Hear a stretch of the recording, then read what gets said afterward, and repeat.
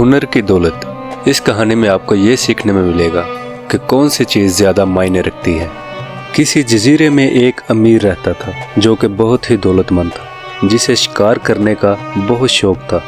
मगर शिकार को जाते हुए एक जगह किसी गरीब टोकरियाँ बनाने वाले की ज़मीन पड़ती थी। इस ज़मीन में नरसल उगे हुए थे।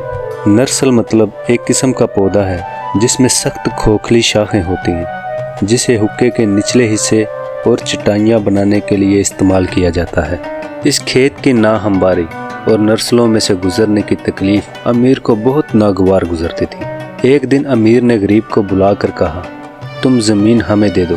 गरीब ने जवाब दिया, हजूर, मेरा तो गुजारा इसी पर है, मैं बेचना नहीं चाहता।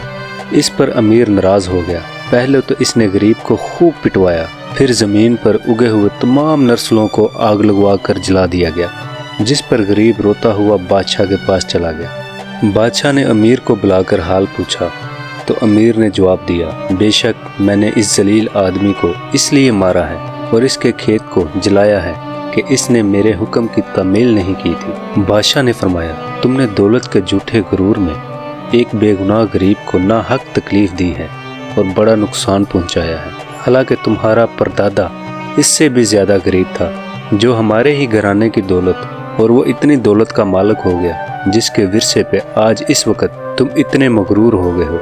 मेरे नज़दीक ये गरीब तुमसे इसलिए बेहतर है कि अपनी मेहनत से रोज़ी कमाता है। अब बादशाह ने हुक्म दिया कि अमीर और टोकरियां बनाने वाले को बिल्कुल नंगा करके एक गैर आबाद जजीरे में छोड़ दिया जाए। इस हुक्म की तमील में दोनों को एक हफ्ते के लिए एक ऐसे जजीरे पर उतार दिया गया जहां सिर्फ जंगली आदमी रहते थे। जंगलियों ने इन्हें देखकर पहले तो मारना चाहा, मगर वो गरीब टोकरियां बनाने वाले ने इन्हें इशारों के ज़रिए से मिन्नत समाजत करके समझाया कि हम तुम्हारी खिदमत करेंगे।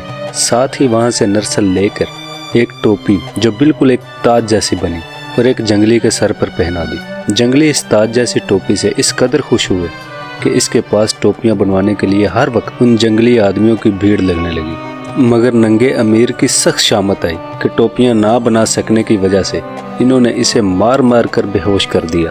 आखिर अमीर ने जान से तंग आकर टोपियां बुनने वाले से कहा, अगर तुम मुझे इन वहशियों से छुड़वा दो तो मैं घर पहुंचते ही अपनी आधी जायदाद तुम्हारी नज़र कर दूंगा। ये सुनकर गरीब टोकरियां बनाने वाले ने जंगलियों को इशारे से समझाया कि ये मेरा मददगार है, इसे कुछ ना कहो। जिस पर जंगलियों ने अमीर को फिर ना छेड़ा, बल्कि टोकरी बनाने वाले के साथ इसे भी खाना देने लगे। जूं तू करके हफ्ता ख़त्म हुआ तो एक सरकारी कश्ती आकर इन्हें यहाँ से फिर बादशाह के दरबार ले गई। मगर अब तो अमीर की ये हालत थी कि कांटों के लोहू भी जिस्म के अंदर से ना निकले।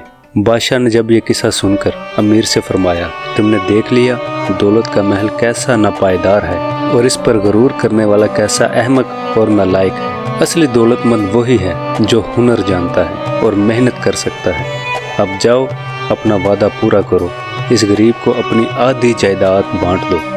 अमीर ने घर पहुंचकर इकरार के मुताबिक आधी जायदाद गरीब के हवाले कर दी और इस तरह गरीब ने अपना सब्र का फल पा लिया। इस कहानी में हमें यह सबक मिलता है कि एक हुनर ही ऐसी चीज़ है इस दुनिया में, सारी दुनिया भी आपका साथ छोड़ दे लेकिन ये हुनर आपके हाथ में रहता है। अपनी राय का इजहार कमेंट्स में ज़रूर करिए।